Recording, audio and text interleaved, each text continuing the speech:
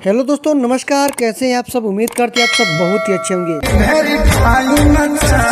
साथियों, एक बहुत ही बड़ा वाला बवाल रील जो कि आप सभी को बहुत ही दिनों के बाद देखने को मिल रहा होगा, जो कि आप सभी के स्क्रीन पर चल रहा है। जी हाँ दोस्तों, ये महिमा सिंह है और काफ़ी दिनों के बाद खेसारी लाल यादव का एक गाना आया है जो कि लड़की वेरीफाइन चाहिए, इस गाने का नाम है। दोस्तों आपको बता दें, अभी तक जितना भी बोलबम का जो गाना आया था खेसारी लाल यादव जी का, उस पर एक भी सॉन्ग पर अभी तक गाना मतलब रील्स नहीं बनाई थी महिमा सिंह।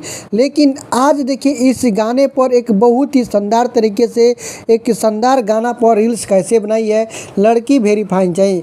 इस गाने को खेसारी लाल यादव जी अपने सुमधुर आवाज़ में गाए हैं और इस वीडियो सॉन्ग में फिट की गई थी मेगा श्री जी, और इसमें लिरिक के काम किए थे कृष्णा बेदर्दी जी और म्यूजिक के काम किए थे आर शर्मा जी।